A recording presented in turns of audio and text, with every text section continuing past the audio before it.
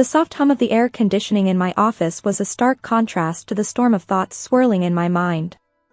I'm Anna, a 28-year-old lawyer. My life now is a far cry from the turmoil of my childhood, a past I kept locked away, even from those closest to me. The serenity of my office was shattered by the ringing of my phone. The display showed an unknown number, yet something about it felt ominously familiar. With a hesitant hand, I answered. Anna speaking, I said, my voice a blend of professionalism and caution. Anna, it's your father, came the voice, laced with a nervousness that did nothing to calm my rising apprehension. A chill ran through me. It had been over a decade since I last heard that voice, a voice that once meant safety and love but had become a symbol of betrayal and pain. Why are you calling me? I asked, my words sharp, cutting through the silence that followed his introduction. I'm in trouble, Anna. Financially. I need your help, he said, his voice cracking slightly. His plea, however sincere it might have been, ignited a fire of resentment within me. My help? Now you need me after all these years? I retorted, disbelief and anger intermingling in my tone. Yes, I wouldn't ask if it weren't serious. I'm really in a bind, he continued, desperation creeping into his voice. You stopped being my father a long time ago. You can't just call me now and expect me to help, I responded, my voice cold and unwavering. There was a pause on the line, a heavy silence that felt like an unbridgeable chasm. Anna, please. I'm still your dad, he said, a feeble attempt at rekindling a bond long extinguished.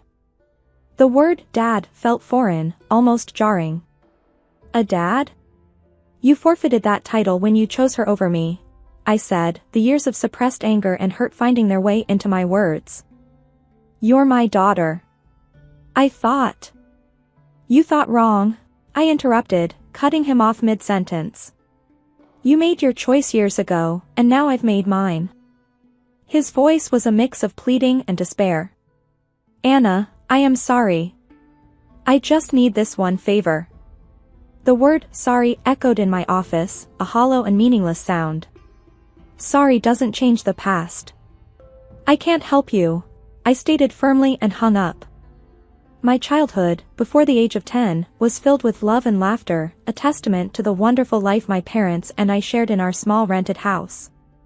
My mother, a beacon of joy and kindness, filled our days with warmth and our nights with stories and dreams. My father, once a playful and caring man, would spend evenings playing games with me or teaching me little things about the world. Our home was a cocoon of happiness, where every day was an adventure and every night a sweet dream. But our blissful life came to an abrupt halt with my mother's untimely death. The house that once echoed with laughter and love turned into a silent mausoleum of memories. I remember walking through the rooms, each corner a stark reminder of her absence. The loss was unbearable, not just for me but for my father too, who had lost the love of his life. However, the depth of his grief seemed to diminish quickly, much to my confusion and dismay. Within just a few months, he brought home Marissa, a woman who was to take a significant role in our lives. I recall the day he introduced her, a day that marked the end of my cherished childhood. Anna, this is Marissa. She's going to be staying with us, my father announced one evening, his voice devoid of the warmth I was so accustomed to. I looked up at her, searching for a hint of motherly warmth or friendliness, but found none. Her presence was imposing, her gaze cold and calculating. From the very first moment, I sensed a change in the air, a shift that filled me with an unexplainable sense of dread. Hello, Anna, Marissa said, her voice smooth yet devoid of genuine emotion. Her smile, rather than comforting, seemed to hide something sinister beneath its surface. In the days that followed, the house felt different, as if the walls themselves were recoiling from her presence. The cheerful memories of the past seemed to fade, replaced by a lingering unease that settled in every corner. I remember looking at Marissa, trying to find something redeeming or kind about her, but her every look, every gesture, seemed to be laced with an unspoken animosity. It was clear that she wasn't here to fill the void my mother had left, but to weave a new narrative, one in which I was an unwelcome part. As I watched her move around our home, a home that once felt safe and happy, I couldn't help but feel that her arrival was the beginning of something ominous. The way she looked at me, with eyes that seemed to hide more than they revealed, did not bode well for the future. The days following Marissa's arrival were like walking through a nightmare that I couldn't wake up from. The house, once filled with my mother's laughter and love, now felt cold and unwelcoming. Marissa's presence cast a shadow over everything, turning even the simplest daily routines into a series of struggles. One morning, as I sat down for breakfast, I noticed my food tasted unusually salty. "Marissa, did you put too much salt in this?" I asked, my voice hesitant. "Oh, did I? It must have been a mistake." "Just eat it, Anna. Don't be so picky," she replied, her tone dismissive, almost mocking. The incidents grew more frequent and spiteful. I remember finding my clothes ruined after laundry. "Marissa, my clothes are all faded." "What happened?" I asked one day, holding up my once favorite dress, now discolored and unwearable. She glanced at it and shrugged nonchalantly. "Maybe the washing machine is acting up. Or perhaps it's time you stop wearing such childish clothes." I felt a surge of frustration but knew arguing would only make things worse. Feeling helpless, I turned to my father, hoping he would see through her facade. "Dad, Marissa is ruining my things. She's always mean to me," I said one evening, my voice trembling with a mix of anger and sadness. My father's reaction was far from what I had hoped for. "Anna, you're imagining things. Marissa is doing her best to fit into our family. Stop causing trouble," he said sternly, his words cutting deep. "But Dad, it's the truth." I protested, but he wouldn't listen. "That's enough, Anna. I don't want to hear any more of your accusations," he replied, his voice rising in anger. Each day was a battle, trying to navigate around Marissa's hostility and my father's indifference. The home that once felt like a sanctuary now felt like a prison. I started spending more time in my room, trying to escape the constant tension that hung in the air. Living in that house of horrors, I felt alone and misunderstood. The safety and happiness that once filled those walls were replaced by fear and anxiety. Every day, I longed for the past, for the times when my mother's smile was enough to light up the entire room, a stark contrast to the darkness that now lingered in every corner. Living with Marissa became a daily ordeal of evasion and endurance.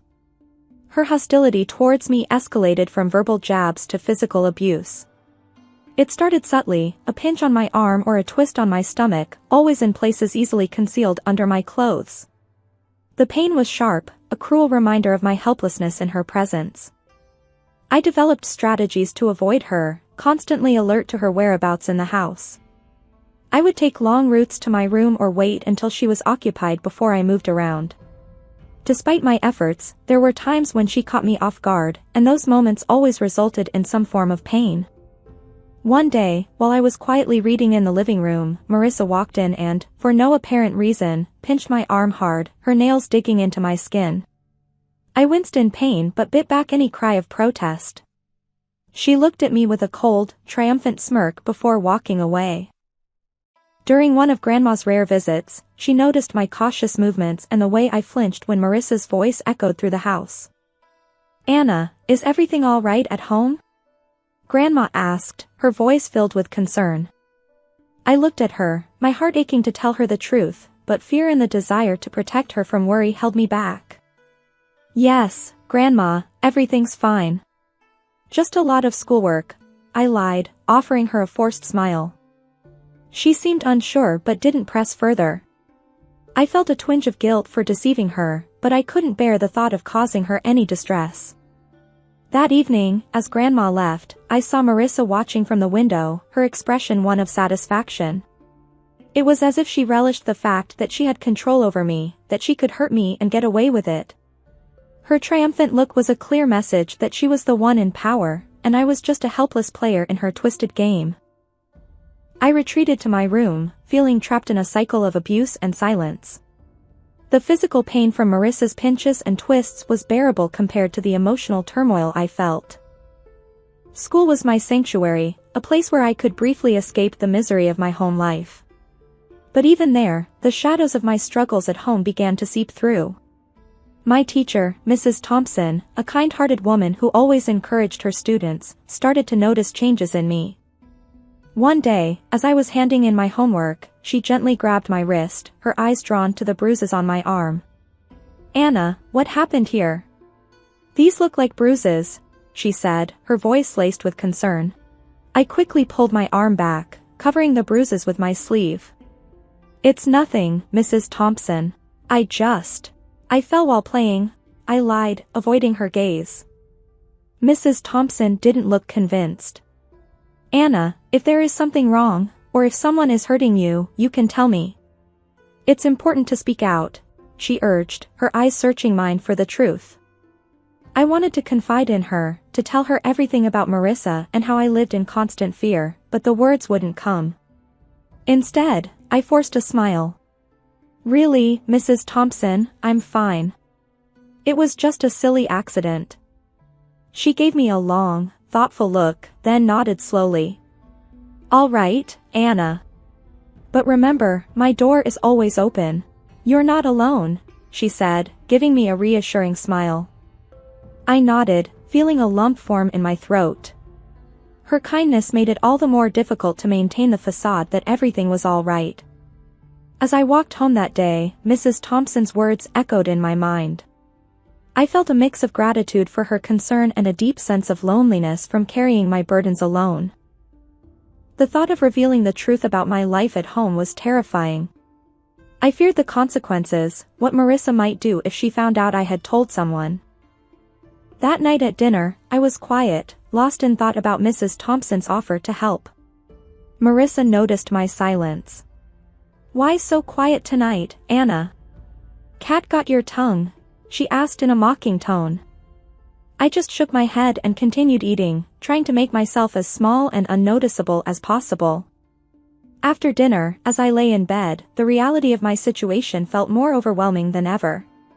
Mrs. Thompson's concern had shown me that people did care, yet the fear of what revealing the truth might bring kept me silent. I was caught between the desperation to tell someone and the fear of Marissa's retaliation, a balancing act that I navigated every day. The day my teacher, Mrs. Thompson, decided to involve my father was a day filled with anxiety and dread for me. I sat in the principal's office, fidgeting nervously, my mind racing with fear about how my father would react. When he finally arrived, his face was stern, his eyes betraying a mix of irritation and embarrassment. "What's this about, Anna? Why am I being called to your school like this?" he demanded, his voice sharp as he walked in. I glanced at Mrs. Thompson, seeking a semblance of support. Swallowing hard, I tried to find my voice. "Dad, Mrs. Thompson she saw the bruises," I stammered, feeling the weight of his gaze on me. Before I could explain further, he interrupted, his anger palpable. "Bruises? What are you talking about? Are you making up stories again?" Mrs. Thompson stepped in, her tone firm yet calm. "Mr. Smith, I'm concerned about Anna's well-being. The bruises on her arm don't seem accidental. We need to address this." My father's face turned a shade darker with anger. "She's perfectly safe at home. Anna, are you spreading lies about our family?" He turned towards me, his disappointment clear. The tears I had been holding back started to spill. "It's not lies, Dad. Marissa, she's been hurting me," I managed to get out, the truth finally surfacing. His reaction was one of total disbelief. "Marissa? That's ridiculous. She's been nothing but kind to you. I won't have you slandering her with these accusations." "But Dad, it's the truth," I cried out, desperate for him to believe me. He stood up abruptly, his patience wearing thin. "Enough of this. Tell Mrs. Thompson you made it all up." I obediently turned to the teacher and repeated his words. She nodded back and didn't say anything. Upon reaching home, without another word, he locked me in my room. Through the door, I could hear Marissa's voice, dripping with false concern. "I told you she's just seeking attention," she said. I sat on my bed, feeling a profound sense of isolation and despair. The one person I thought I could always count on had turned his back on me. The walls of my room, which had once felt like my personal haven, now felt like the walls of a prison. I lay there, thinking about everything that had happened. The pain of the physical abuse was nothing compared to the emotional torment of being disbelieved and punished by my own father. It was a harsh realization that the person who was supposed to protect and love me unconditionally was now the source of my deepest pain. The days following my confinement in my room were some of the darkest I had ever experienced. Trapped and feeling utterly alone, I realized that my only hope lay in my grandmother, my father's mother. She was a kind and loving woman who had always shown me affection, but I had never dared to burden her with my troubles at home. One evening, when I was sure Marissa and my father were occupied, I mustered the courage to call my grandmother. My hands were shaking as I dialed her number. "Hello," her familiar, warm voice came through the phone. "Grandma, it's me, Anna," I said, trying to keep my voice steady. "Anna, my dear, how are you?" she asked, her tone filled with genuine care. Tears welled up in my eyes as I replied, "Grandma, I need help. Can I come and stay with you for a while?" There was a moment of silence on the other end. "What's wrong, Anna? Did something happen?" I took a deep breath, the words rushing out. "It's Marissa, she's been hurting me, and Dad won't believe me. I don't know what to do." I could hear the concern in her voice as she quickly responded, "Of course, my dear. You come right over. I'll take care of this." The next day, my grandmother arrived. She was a small woman, but her presence filled the room. She confronted my father with a strength that surprised me. "John, I'm taking Anna with me. She's not safe here," she declared firmly. My father, taken aback, tried to protest. "Mom, you can't just take her. She's my daughter." "Your daughter whom you failed to protect," she countered sharply. "I won't stand by and watch her suffer." Marissa tried to intervene. "She's just a child making up stories. You can't believe her over us." Grandma turned to Marissa, her eyes steely. "I know a scared child when I see one. Anna is coming with me, and if you try to stop me, I'll take this matter to the authorities." My father, realizing he was defeated, didn't put up any further resistance. As I gathered my things, I saw Marissa's expression change from defiant to defeated. Leaving the house with my grandmother, I felt a weight lift off my shoulders. For the first time in months, I felt safe. The car ride to Grandma's was quiet, but her presence was comforting. Once we arrived, she turned to me and said, "You're safe now, Anna. You don't have to worry anymore." In my grandmother's house, I found the love and security that had been missing in my life. It was a haven where I could heal and regain my strength. The contrast between her nurturing home and the coldness of my father's house was stark. For the first time in a long while, I felt like I could breathe again, free from the fear and anxiety that had plagued me. Years had passed since I left my father's house to live with my grandmother. Her home had been a sanctuary, a place of healing and love. But time, as it does, moved on, and with it brought another wave of change. My beloved grandmother passed away, leaving a void that seemed impossible to fill. At the funeral, my father and Marissa showed up, their faces a mix of feigned sorrow and poorly disguised eagerness. It was clear they were more interested in what they might gain from her passing than mourning her loss. After the funeral, as we gathered at my grandmother's house, Marissa wasted no time. "Well, Anna, I suppose you'll be finding a new place to live now. This house and everything in it belongs to your father now," she said, her voice tinged with a barely concealed glee. My father nodded in agreement, his eyes scanning the room as if already planning what to do with the house. I couldn't help but smile, a reaction that seemed to confuse them. "Actually, that's where you're wrong," I said, the confidence in my voice taking them by surprise. "What do you mean?" my father asked, his expression shifting to one of confusion. I took a deep breath, savoring the moment. "Grandma left a will. She bequeathed the house and a substantial amount of money to me," I explained, watching as their expressions changed from confusion to shock. But you're just a child. I'm your father. I should be in charge of any inheritance you receive, my father stammered, his sense of entitlement clear. Marissa chimed in, her voice shrill. Yes, until you come of age, your father will manage your property. Good prospects. Their reactions were almost amusing. You don't give a damn about me so much that you didn't even wish me a happy birthday. I turned 18 a month ago. I'm legally an adult now. I make my own decisions, I stated firmly, relishing the look of realization dawning on their faces. My father's expression turned from shock to anger, then to a sort of desperate pleading. Anna, you can't do this. We're your family. I looked at them, memories of my childhood flooding back. You stopped being my family a long time ago, I said, my voice steady.